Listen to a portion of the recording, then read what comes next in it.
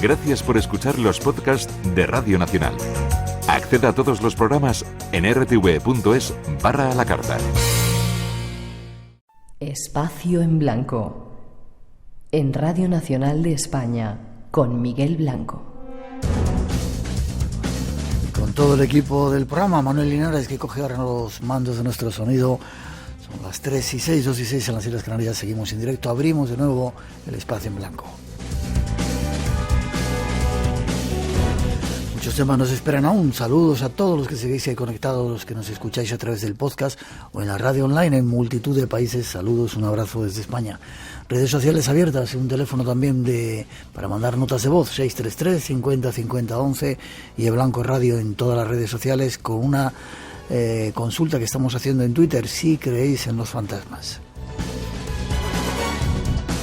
Perdón, en los vampiros, los fantasmas también existen, en los vampiros. 3 y 7, como digo, 2 y 7 en las Islas Canarias, y seguimos con nuestro invitado tras ese avance que vamos a haceros. Has dicho que me estabas esperando. Bien, ¿qué vas a hacer? ¿Matarme, beberte mi sangre y todo eso? Sí, pero ahora no debes preocuparte por eso. Tú crees realmente que eres un vampiro, ¿verdad? No podemos empezar así. ¡Dios santo! No te asustes. Soy de carne y hueso, pero no humano. Dejé de ser humano hace 200 años.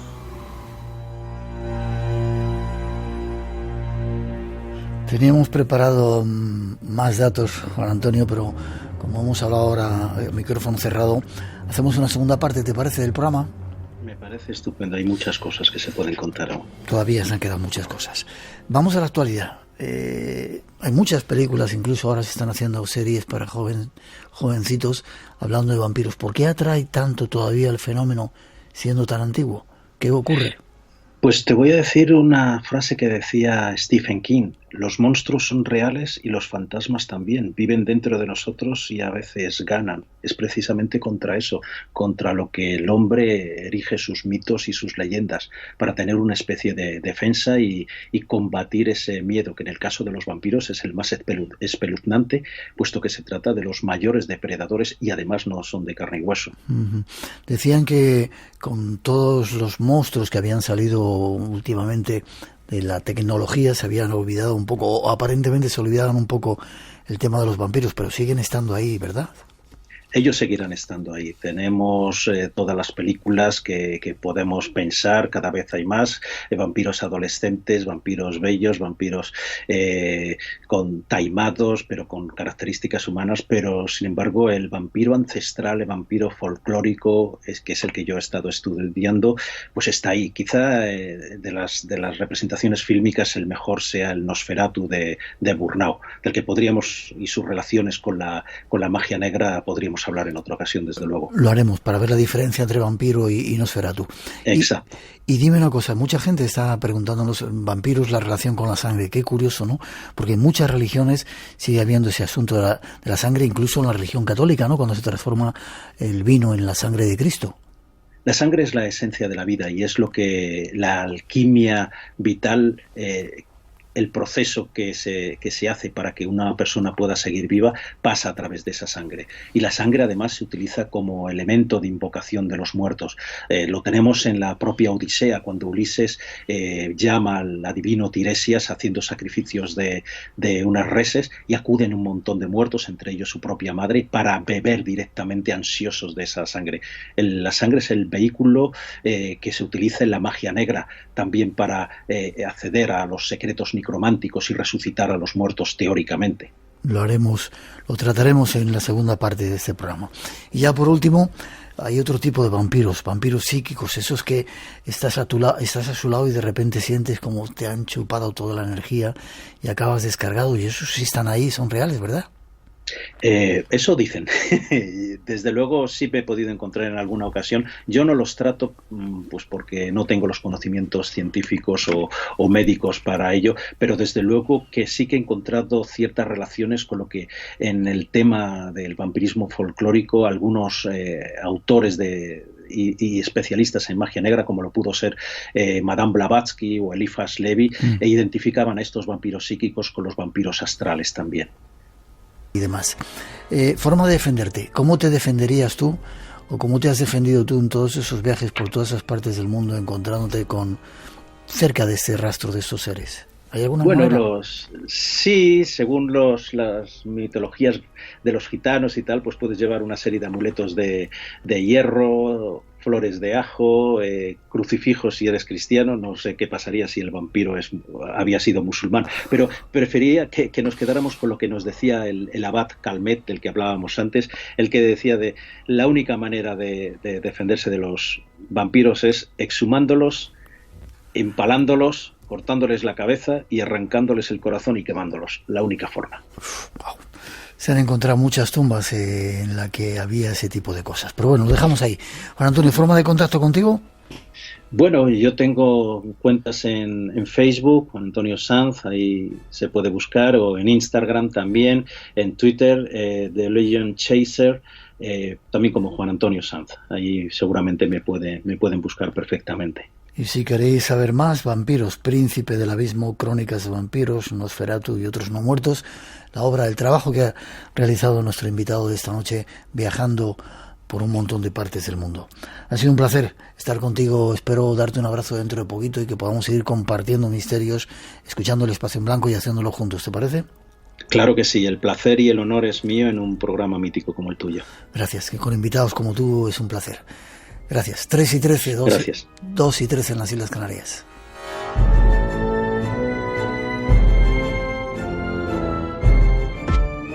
Radio Nacional de España. Somos tu radio. Trasladar el mundo de los ojos, el mundo del arte. Nuestra voz tiene 5 sentidos. Al mundo de vuestros oídos. Nuestra pasión es que veas lo que oyes. ¡Un solo caballero! Navegamos todos los espacios. La expedición magallánica. Para sintonizar el futuro con la experiencia. Solo en podcast. Somos la radio pública. Radio Nacional de España. Somos tu radio. Y recuerda, radiogramas, los lunes a las 3 de la madrugada. Radio Nacional de España. La noche nos hace ver y escuchar cosas que no existen. O tal vez sí. Espacio en Blanco. Un lugar donde habita el misterio. En Radio Nacional, con Miguel Blanco. Hola, soy Angelina Marianovic desde Mostar y un gran saludo para todos los amigos de Espacio en Blanco.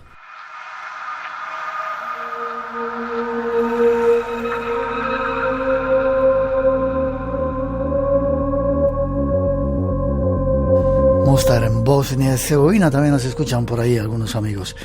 Y seguimos viaje.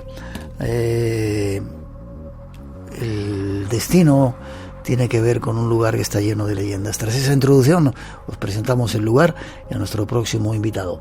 Recordaros que tenemos en marcha un concurso, 633 50 50 11, ese número que tenemos para notas de voz si queréis, y Blanco Radio en Facebook, Twitter e Instagram. Y en Twitter precisamente una pregunta: si creéis en los vampiros. Al final del programa os damos el resultado. Muchas patrias y unió a muchos hombres lejanos por un mismo hablar. Sin embargo, ese silencio aludido que anuncia las soledades del terruño encierra infinidad de historias y sucesos apasionantes a la par que increíbles. Os invitamos a descubrirlos de la mano de nuestro próximo invitado.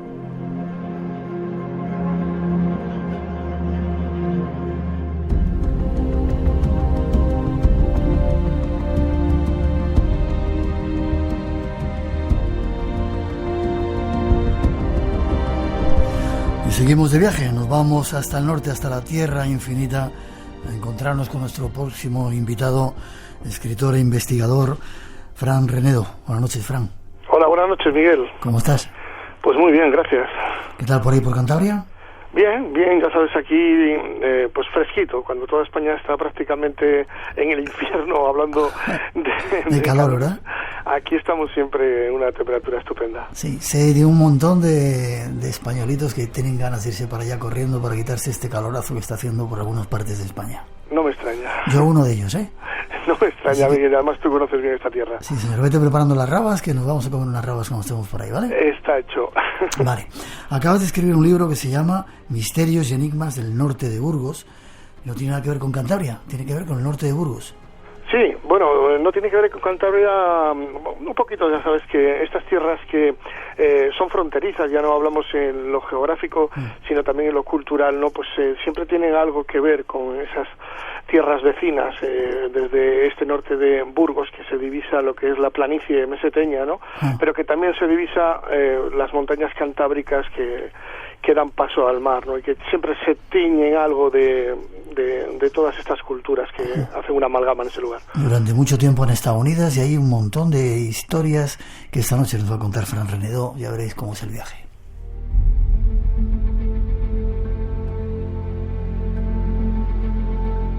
Norte de Castilla. Hay un lugar, yo afortunadamente he tenido la oportunidad de dar muchas vueltas por ahí, viajar mucho por ahí, y hay un sitio que tú hablas en el libro que me llama mucho la atención, la cima del Ojo Guareña.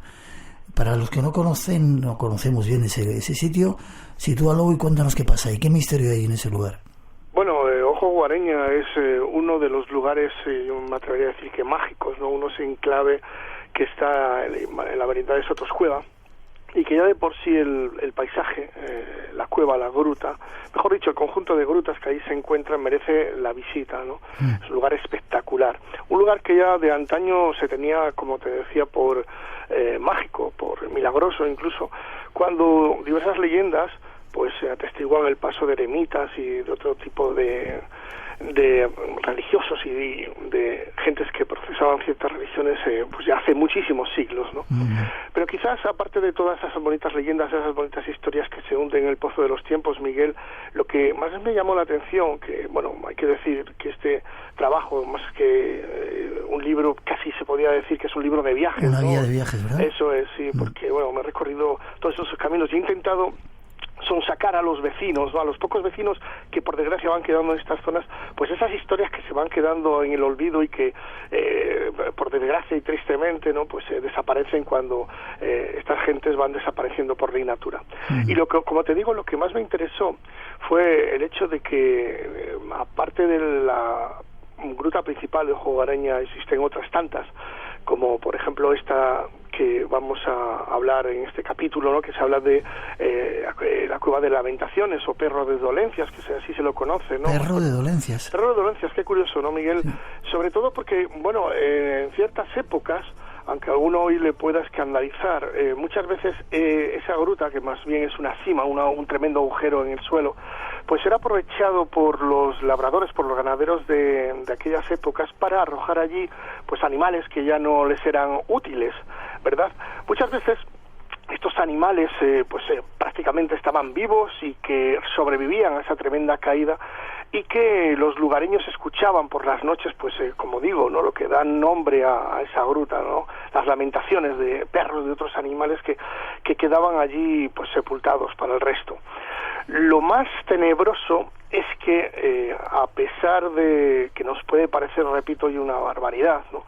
En épocas de guerra, fíjate, desde el francés a las carlistas, incluso la más reciente, ¿no? La triste guerra civil española, también fue utilizado este lugar, pues, una especie de lugar de fusilamientos, de sacrificios, de soldados y de personas del bando rivales. Aquí yo creo que no había ni ganadores ni perdedores, éramos todos perdedores en esta desgraciada guerra. Y que con el paso del tiempo, bueno, pues las más tenebrosas historias se contaban del lugar. En el libro... Espera, déjame un segundito. Sí. Sitúalo, no me has dicho dónde estás, cerca de dónde está. Sí, Ojo Guareña se encuentra, bueno, pues cerca de Villamartín de Sotoscueva, es en la merindad de Sotoscueva, en el norte de Burgos, muy cerca de Espinosa de los Monteros, entre Espinosa de los Monteros y Soncillo. Y a partir de ahí, como te digo, que realizamos un trabajo de campo, sobre todo de viaje, Y algunos vecinos de estos pueblos, como te digo, Aedo de Linares, Cornejo, Villamartín de Sotoscueva, pues me contaron unas experiencias que verdaderamente, incluso algunos de ellos me confesaron que jamás lo habían contado si no era pues en petit comité, ¿no?, entre los más allegados de los familiares, y que verdaderamente eran terroríficas, Miguel. Yo dejo aquí a los oyentes, ¿no?, para que pacientemente... ¿No nos vas a contar ninguna? Bueno, pues... avanzar por lo menos. Sí, hombre, cómo no. Como un vecino de Villamartín de Sotoscueva, que hace ya muchos años, cuando este señor se dedicaba a las tareas de ganaderas, cuando discurría cierto momento haciendo sus quehaceres por este lugar, pudo divisar pues una especie de lo que él llamó figuras de luz que no pudo confundir pues con los fuegos fatuos o con cualquier otro tipo de explicación natural o lógica que nosotros podemos argumentar, sino que él está convencido de que aquellas ánimas, aquellos desgraciados que perdieron su vida de forma tan trágica en aquel lugar, habían vuelto pues de alguna manera para recordar que las injusticias que se cometieron en ese lugar, Miguel. La verdad es que fueron unas historias inquietantes y que, según estaba hablando con el testigo de turno, veía como pues el terror, sobre todo, y el asombro, aún a pesar de todos los años transcurridos, afloraban en su rostro, Miguel. ¿Se puede llegar fácilmente? ¿Se puede visitar fácilmente? Sí, se puede visitar fácilmente, aunque yo pediría a los oyentes que osen acercarse al lugar, tuvieran precaución, sí, porque ya les digo que es una zona bastante recoveca, bastante abrupta, y en cualquier momento podemos sufrir un accidente que no es deseable para nadie, claro.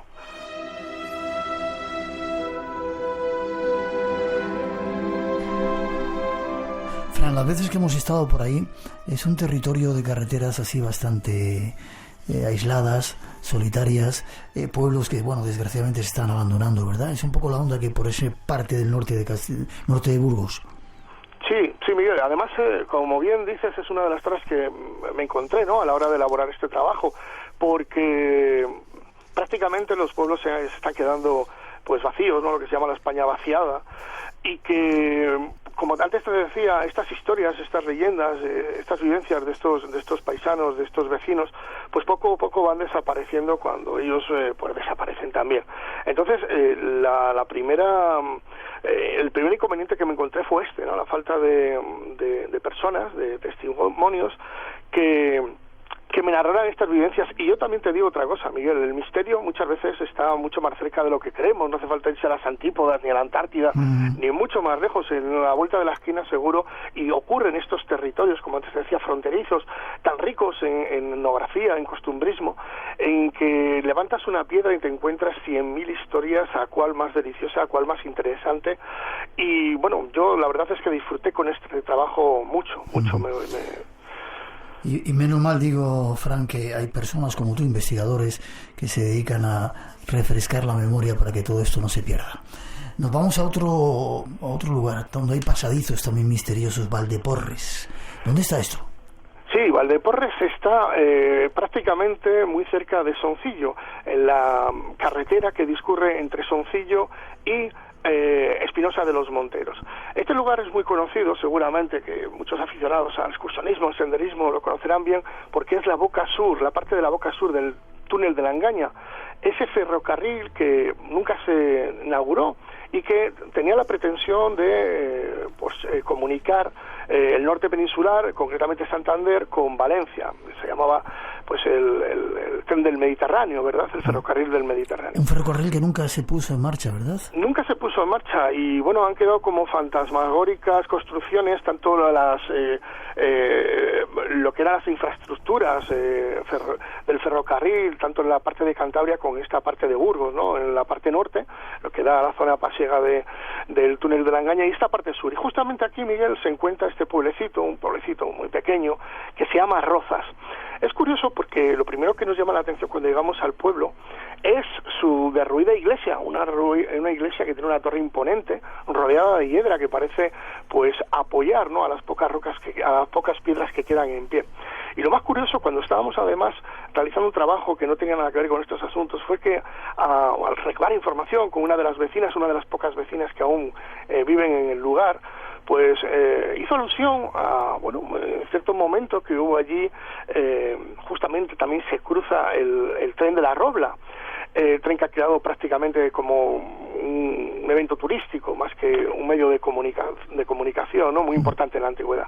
Bueno, pero nos hace alusión esta señora, como te digo, a que en un momento que hubo un accidente ferroviario justamente a su paso por Rozas, pues la máquina que se cayó, los vagones, y se formó en ese terreno un agujero que al limpiar, al cometer las tareas de rescate de los vagones, del material ferroviario, los vecinos del lugar pudieron contemplar cómo ese agujero no era natural, sino que era artificial. Eran unos túneles que comunicaban la misma iglesia con un antiguo palacete de unos señores, pues yo creo que desde el medievo, ¿no? Podían ser hasta feudales, pues comunicaban este lugar de Rozas, de la casona de Rozas de estos señores, con otra torre medieval de un pueblo cercano llamado Ciudad.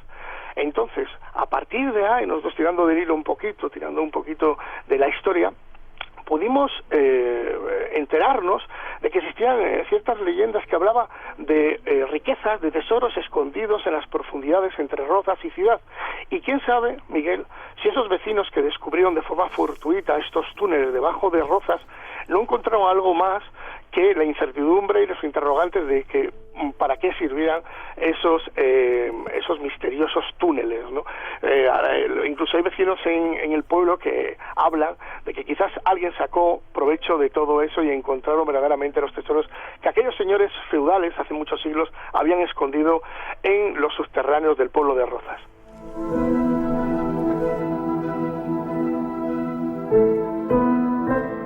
Tierra de enigmas, de tesoros también y de lugares mágicos. Páramo de Masa, yo no sé si el Páramo de Masa está ya en Cantabria o pertenece a Burgos. Pertenece a Burgos. Pertenece a Burgos. Cada vez que pasas por ahí encima, viendo hacia Cantabria, desde la meseta, increíble el lugar que hay ahí, ¿no? Es un sitio donde se han visto muchos objetos volantes no identificados. Tú hablas de uno, Cogullos, en tu libro. Cuéntame. Sí, ciertamente el ovni de Cogullos no se localiza en el mismo Páramo de Masa, está a unos kilómetros. Sí hay que decir que, como bien dices, en el Páramo de Masa es un lugar increíble. Sobre todo yo, recomiendo a los oyentes que vayan allí una noche, se tumben mirando al firmamento y, bueno, pueden volar, ¿no? Porque aquello es algo de otro mundo, lo que se puede contemplar allí. Yo iba a recomendarles que se parasen, si van de paso, al menos un ratito para sentir la onda que hay allí. Pero vale, perfecto, mejor por la noche. Exactamente, no, de día también vale. Como te refieres al ovni de Cogullos, tuvimos la suerte, que esto ya es todo un logro, Miguel, de, a pesar de que nos temíamos lo peor, localizar a uno de los principales. Era una pareja mayor de este pueblo de Cogullos que en cierto momento, cuando estaban realizando las labores de leñadores, que es a lo que se dedicaban ellos, en un monte cercano, en un monte que linda con el próximo pueblo de Quintanilla de Valdebodres, pues se encuentran con la sorpresa de su vida cuando a unos cientos de metros, en unas lomas próximas, venga un objeto muy luminoso, un objeto que brillaba mucho, cómo desciende y se posa sobre un risco cercano.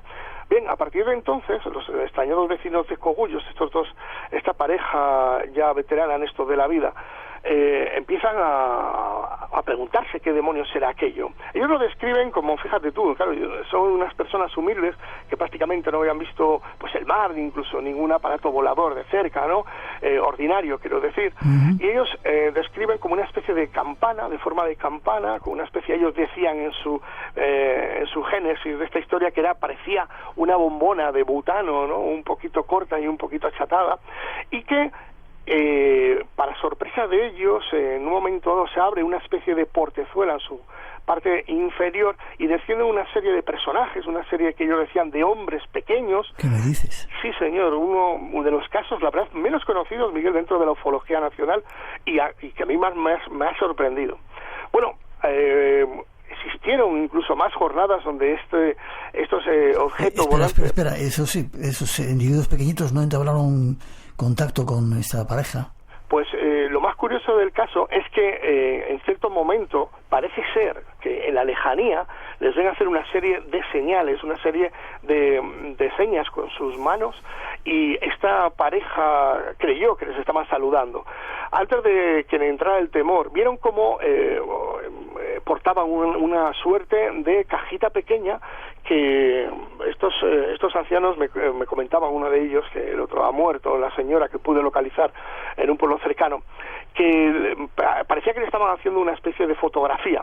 Pero lo más curioso, el más sorprendente y casi lo más desconcertante de todo esto, Miguel, es que cuando ese objeto, ese pequeño cubo que llevaban entre las manos estos hombrecillos, como eran descritos, pues parece que los transportó y tuvieron la estampa de ese objeto y de estos hombres mucho más cerca, hasta el punto que, según la versión de uno de estos testigos, fueron tocados por ellos. Estos movimientos, estos roces, lo único que conllevó aparte del terror, como podemos imaginar, cuando llegaron a sus casas, fue que sufrieron secuelas. Incluso el marido de esta pareja contaba que durante las noches siguientes no pudo dormir porque sentía un gran dolor en ese justo lugar, en el brazo donde fue tocado por estos seres, por estos humanoides que supuestamente aterrizaron cerca del monte de Cogullos, Miguel. Y luego la bombona, aquella especie de bombonas, desapareció en el cielo, se marchó, ¿vieron cómo se iba? Sí, al poco tiempo despegó, adquirió una tonalidad bastante luminosa, Miguel, siempre según el relato de estas personas, y formando una espiral se marchó para la parte, como ellos dicen, para la parte norte, para la parte del pueblo de Villamartín. Lo más curioso de esto, y quizás aquí fue donde se vertieron muchas más críticas sobre la versión de estas personas, es que durante días sucesivos aseguraron que volvieron a ser protagonistas de estos avistamientos. ¿Qué ocurrió con todo esto? El pueblo pues se convirtió prácticamente en una romería, Miguel. Vinieron aficionados, periodistas, curiosos, gente que creía, gente que se reía, pues como ocurre siempre en este tipo de casos.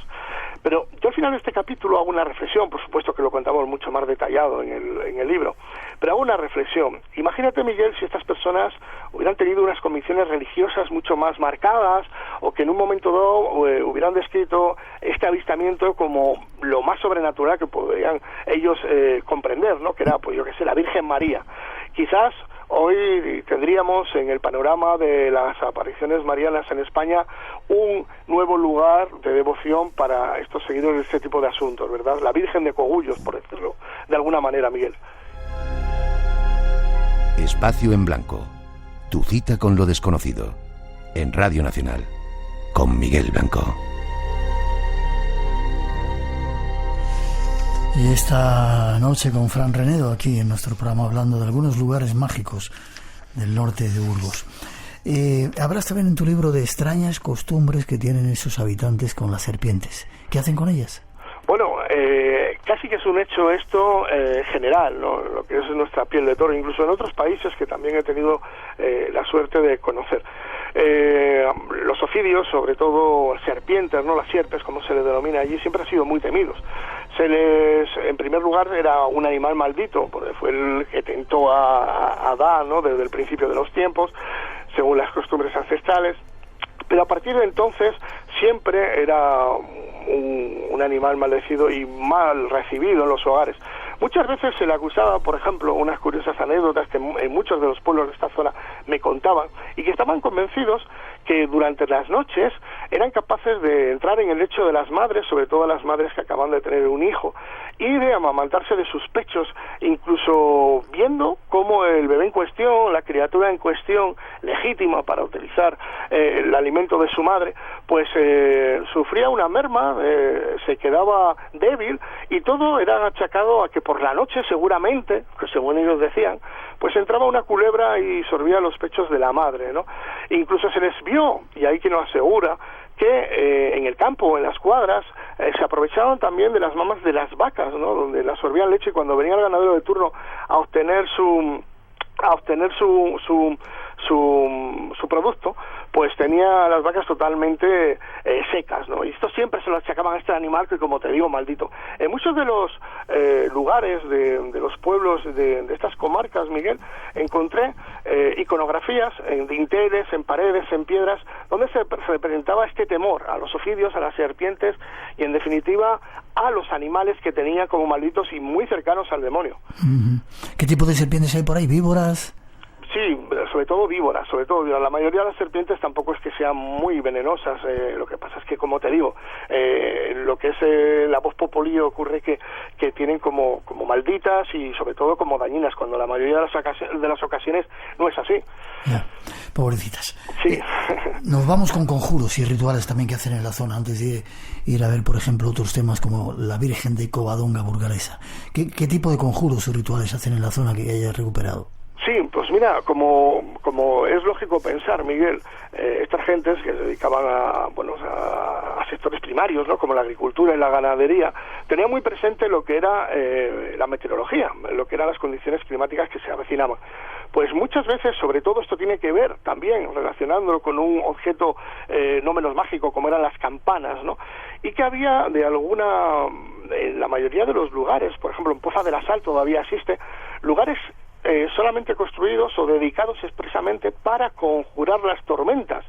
Cuando los vecinos llegaban al lugar, veían la negra nube acechando por el horizonte, pues había una persona incluso encargada que se le pagaba para ello, para conjurar estas tormentas y así pues evitar los daños que se producían en sus cosechas o en sus bienes, y que, como te digo, a pesar de los años transcurridos y estar en pleno siglo XXI, ¿no?, que lleno de riquezas tecnológicas, todavía hay vecinos, escasos vecinos, pero todavía existen, que hablan de estas costumbres ancestrales y que tienen muy presente todavía este tipo de costumbrismo a la hora de proteger sus bienes, Miguel. Las tormentas por ahí deben ser tremendas, ¿verdad? Sí, tremendas. Aquí no es como en la zona de la cornisa cantábrica, ¿no?, que las montañas detienen en las nubes y siempre está lloviendo, pero allí las nubes pasan deprisa, pero cuando descargan tormenta son feroces y, como te digo, el pedrisco está muy presente y los daños que producen en las cosechas, en el trigo, en los cereales, pues la verdad es que repercute mucho en las economías prácticamente de subsistencia que había por aquellos años en estas zonas, Miguel. Pues vamos con más rutas que nos sugieres. Por ejemplo, la de la Virgen de Covadonga Burgalesa. Sitúamelo geográficamente y dime qué ocurre en este lugar. Pues es una historia apasionante y además, se formó cierta controversia, ¿no?, entre la Virgen de Covadonga, que todos conocemos, en Asturias, y esta Virgen de Covadonga, que para muchos verdaderamente es la genuina y es la auténtica. Cillaperlata es una pequeña aldea que se encuentra muy cerca de Trespaderne, la población pues más importante, ¿no?, entre Trespaderne y Frías, para hacernos una idea, los oyentes hagan una idea de dónde se ubica. Muy cerca de, a las orillas del río Ebro, donde ahí forma un meandro y un embalse que es el primero que se construyó en la provincia de Burgos. Bueno, todo tiene que ver, Miguel, esta historia comienza cuando hace bastantes siglos, estamos hablando prácticamente del siglo X, se funda un monasterio, o incluso antes, según otras fechas, se funda un monasterio, el monasterio de San Juan de la Hoz, muy cercano a Cillaperlata. Según la leyenda, porque aquí tenemos que hablar de leyenda, aunque en el libro rescatamos también viejos legajos donde podemos argumentar con historia pura y dura, según la leyenda principal que se defiende, es que en este monasterio se fabrican dos estatuillas, dos imágenes de la Virgen, una Virgen sedente con el niño Jesús en su regazo, y que se fabrican, como te digo, dos imágenes totalmente idénticas, hermanas. Una de ellas se deposita en este monasterio, que más tarde, con el paso del tiempo, pues se iba a arruinar y esa imagen iba a quedar en la parroquia de este pueblo cercano de Cillaperlata, y la otra, estos monjes que querían fundar un nuevo monasterio más al norte y que acaban cerca de Cangas de Onís, pues se llevan esa otra imagen hermana de la que se queda en este pueblo burgalés. Bien, con el paso de los años, en el siglo XVIII, cuando ya está depositada y hay muchísima ya devoción en la Cueva Santa en Covadonga, cerca de Cangas de Onís, pues se produce un incendio que destruye esta imagen llevada hasta Asturias. Esta imagen, se sustituye por otra que no tiene en absoluto nada que ver con la que se quedó en Burgos y que Por desgracia también vuelve a desaparecer durante la Guerra Civil y durante un tiempo se la da incluso por desaparecida, hasta que de nuevo la encuentran en los almacenes de un anticuario de París. Es la que podemos ver hoy en día en la Cueva Santa de Covadonga, en Asturias, cerca de Can Gardonis.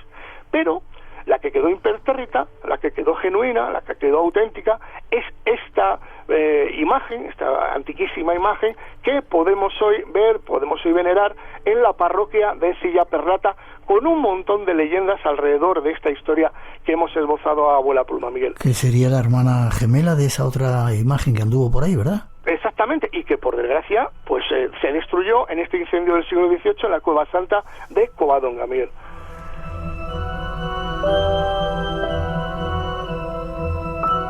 Hay otras historias de apariciones a orillas del río Ebro y de ese pantano tan increíble que hay, ¿no? Uno de los más grandes de España, dicen. Sí, si te refieres al embalse del río Ebro entre la región de Cantabria y la provincia de Burgos, exactamente, y de mayor importancia, por supuesto. ¿Y ahí hay apariciones también de la Virgen o de otro tipo? Allí lo que hubo es que aquí tenemos que hablar ya de apariciones con ciertos intereses políticos y económicos, ¿no? Estamos hablando, Miguel, de cerca del pueblo de Puente Vey, seguramente que lo conocen muchos oyentes porque es precioso ese pueblo que se erige encima de una cueva natural donde el río pasa por debajo, ¿verdad? Qué bonito es, ¿eh? Es precioso. Yo solamente todos estos lugares, yo creo, Miguel, que tenemos que decir a los oyentes que la mera visita de ver esa riqueza paisajística merece la pena, ¿verdad? Sí, señor. Es así. Bueno, pues fíjate, Miguel, en este pueblo de Villavés, que es un pequeño pueblito al lado de Puente Vey, hace unos siglos, y estamos hablando de historia ya verdadera, pues se encontraba mucho más abajo, cerca del río. Muchas veces ocurría que se desbordaba el caudal y que se arruinaba pues prácticamente todo el pueblo, con lo que podemos comprender cosechas, bienes, etcétera. Hasta que un buen día se decide refundar, mejor dicho, el pueblo un poquito más arriba, y es cuando da lugar al actual pueblo de Villavés. Pero existía un cura, un párroco un tanto pícaro y un tanto, bueno, pues él mirando por sus principios, ¿cómo no?, que veía cómo había disminuido mucho, sobre todo la afluencia de peregrinos y con ello la afluencia de limosnas a su humilde parroquia. Por todo ello, bueno, pues intentó convencer a los vecinos para que este pueblo volviera a formarse en el lugar anterior, en el lugar de paso entre Sotoscueva y lo que era pues Villarcayo, que era la mayor afluencia de peregrinos y de personal que pasaba por allí. Cuando los vecinos le ignoraron, le hicieron caso omiso a sus rogativas, este párroco, como te digo, muy vivo, no se le ocurrió otra cosa que intentar inventarse una aparición mariana para que, bueno, pues la Virgen, entre comillas, de alguna manera, intercediera por sus deseos. Y con la ayuda de un monaguillo, de un inocente monaguillo, lo que hacía por las noches era coger la estatua de la Virgen que se encontraba en esta nueva parroquia del pueblo de Villavés, que se construyó en lo alto, y bajar con ella para dejarla en secreto en un recoveco, en una cuevita que había al lado del río que discurre cerca de Puente Vey. Muchas veces los vecinos, al ver que una y otra vez se sorprendían que la Virgen pudiera andar y llegar a este pueblo, se preguntaron qué ocurría allí, porque inmediatamente que la encontraban en aquella cueva, en aquella gruta apartada del camino, la volvían a traer a su parroquia, hasta que el cura, así un tanto inocente, les decía que seguramente es que la Virgen, los deseos de la Virgen es que se vuelva a formar el pueblo allá donde estaba primero, cerca de los caminos, cerca de los peregrinos. ¿Qué ocurrió? Que hasta que uno de los vecinos, pues de manera accidental...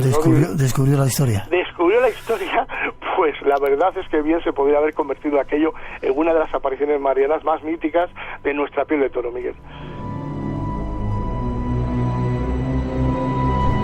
Fran, muchos de estos pueblos están en esa carretera que va hacia el Puerto del Escudo, ¿o me equivoco?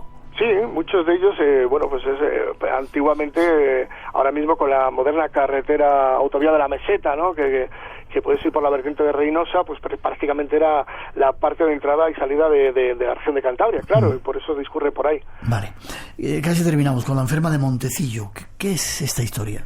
Una historia apasionante, Miguel. Una historia que además en mi otro libro, En Pasaje al Misterio, ya la pude abordar y que, bueno, me encantó y la verdad es que es tierna y muy deliciosa. Montecillo es un pequeño pueblo que se encuentra entre las localidades de Soncillo y Villasana de Mena, y que muy cerca de Espinosa de los Monteros, para que se hagan una idea a los oyentes, y que tuvo como protagonista a una joven, Amalia Baranda, que según los testimonios de la época y los hechos acaecidos, si hacemos caso a ellos y no tenemos ninguna sospecha de ningún tipo de fraude, pues se pasó más de 18 años sin probar ningún alimento, Miguel.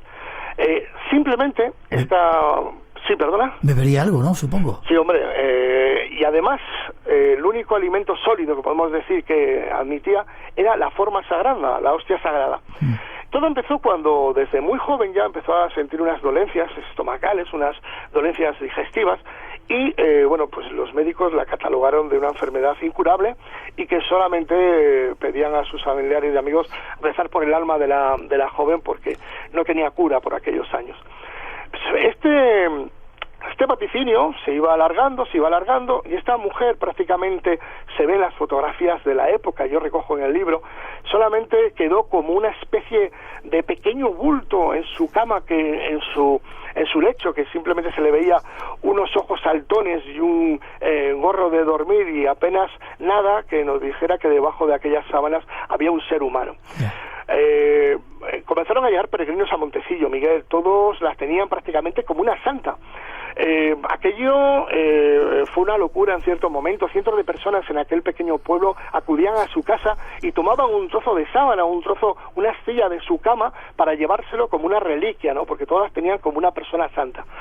Al final esta mujer, llegó la guerra, algunos dicen que la falta de cuidados que uno de los médicos de Espinosa de los Monteros tenía con esta muchacha, pues cesó un momento con esta época bélica en nuestro país, y al final la muchacha falleció. Pero nosotros, Miguel, tuvimos la suerte en nuestra búsqueda de poder contemplar, y así lo reflejamos en el libro también en una fotografía, aquel mueble, aquella especie de, por decirlo de alguna manera, de relicario, ¿no?, de altar que se disponía enfrente de la cama de esta mujer, repleto de estampas, repleto de santos, y que día tras día rezaba y pedía por la salud propia esta buena de Amalia Baranda en el pueblo de Montecillo, Miguel.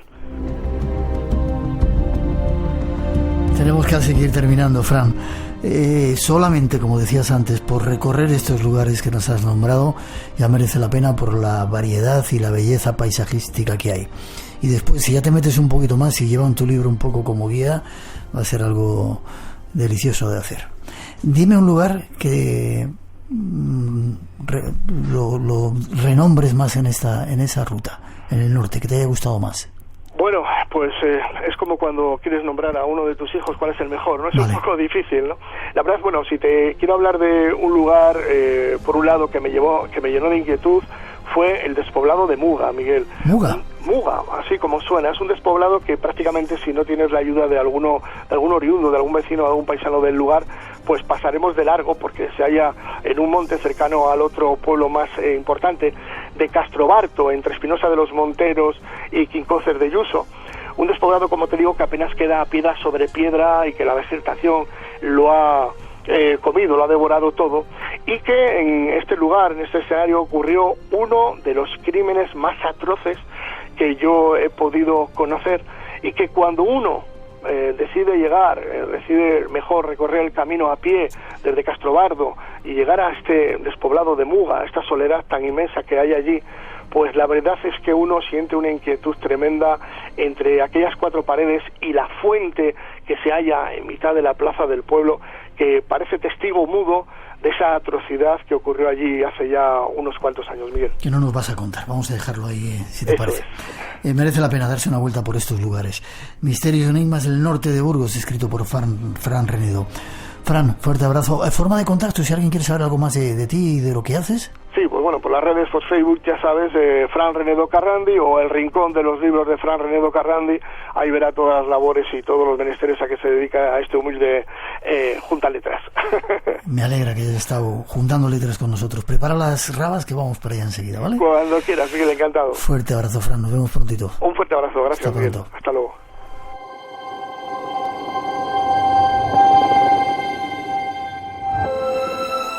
Mami, ¿existen los fantasmas? Sí, cariño. Eso dicen. Los fantasmas existen en una dimensión diferente a la nuestra. Y según dicen, a veces se aparecen en nuestras vidas.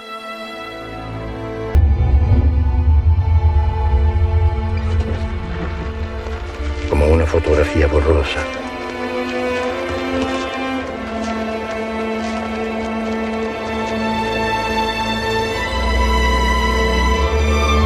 Como un insecto atrapado en ámbar.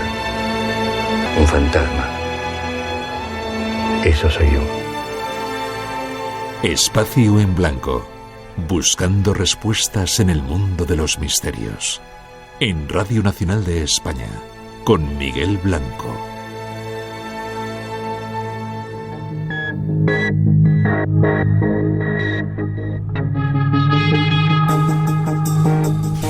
Y con Rosa Rodríguez, que se incorpora ahora a los micrófonos para contarnos cosas. Buenas noches, Rosa. Hola, buenas noches. De las redes sociales. ¿Crees en los vampiros? Pues sí, en los vampiros psíquicos, como muchos de nuestros oyentes, creo. ¿Y en los otros? ¿Qué otros? Los vampiros... Esos que vuelan. El otro día teníamos, lo contaba, un murciélago ahí. ¿Te acuerdas que se asustasteis mucho con el murciélago? Bueno. Estábamos preparando el programa de los vampiros y se estaban mostrando. Digo yo. Sí. No sé. Bueno, a mí no me asustan los vampiros. Me encantaría encontrarme con uno de esos. Sí, vale. Sí, pero no, todavía no me he cruzado con ellos. Yo creo en los otros. Con esos me he cruzado bastante, con los psíquicos. Es lo que, bueno, ¿qué opinaban o qué opinan nuestros oyentes? Pues mira, en estos momentos están muy igualados en Twitter, porque tenemos un 45% de oyentes que creen que sí, que a día de hoy existen vampiros, y un 55% que no. Lo que pasa es que también hay que leer luego los comentarios, porque tienen bastante chicha. ¿Te cuento? Sí, un poquito. Pues mira, Andrés, por ejemplo, dice que sí, que claro, que cree que hay vampiros porque hay mucho chupasangre por ahí suelto. Silvia dice que existen los vampiros, pero los vampiros energéticos, que son los que absorben el tiempo y la energía de los que tienen alrededor. Fran habla de que los peores para él son los vampiros psíquicos y le llama gente tóxica. Uh-huh. Y luego Elena habla de los vampiros como esas personas que te roban el ánimo. Elena dice que si se encontrara, que espera que ya cree que sí que existen, pero que espera no cruzarse con ninguno. Y luego, ya para cerrar, Slayer dice que peor que los que chupan la sangre son los que nos chupan la vida. Dice, pero a esos no les llaman vampiros. Y Miguel Ángel ya termina diciendo que son las personas que te impiden ser aquello que quieres ser. Para él, un vampiro es exactamente eso. Vale, nos hemos quedado con muchas cosas por comentar con nuestro invitado. Lo haremos en un segundo programa y trataremos seguramente ese asunto de esos vampiros que parece que están más cercanos a nosotros. No sé por dónde quieres seguir.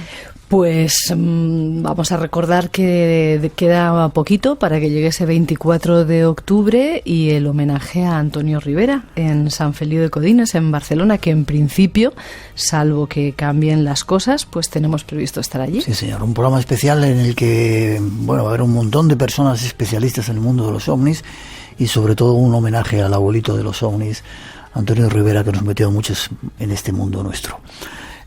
También tenemos otras secciones en el programa de compañeros como David Cuevas, que bueno, vamos a tenerlo muy pronto en el programa, y que este año nos ha chivado que quiere que en su sección los protagonistas, los verdaderos protagonistas, más que nunca sean los oyentes.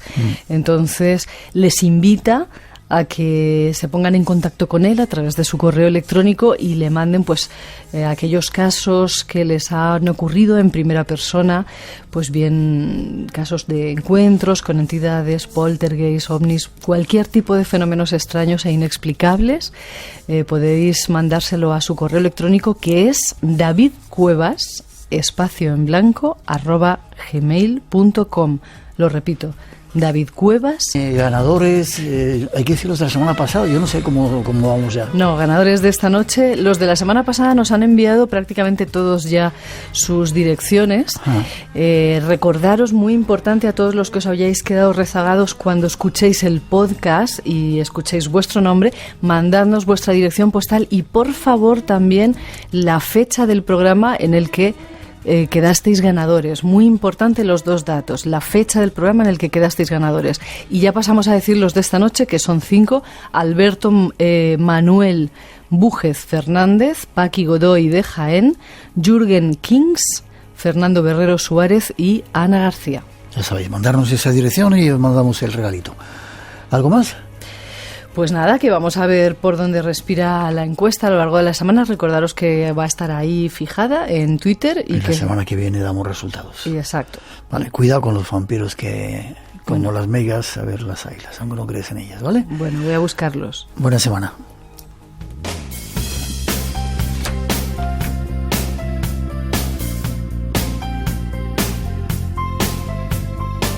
Y terminamos por hoy. Os dejamos con la programación de Radio Nacional a hombros de gigantes, después de las noticias que traerán nuestros compañeros José Luis Aragón y Carlos Toral.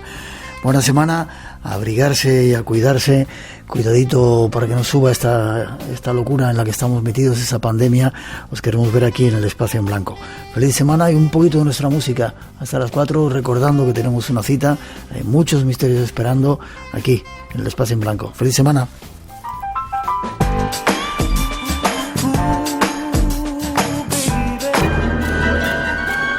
Por hoy terminamos. Recuerda que tienes una cita con el misterio, aquí en Radio Nacional. Será dentro de 7 días, en el Espacio en Blanco. Hasta entonces, feliz semana.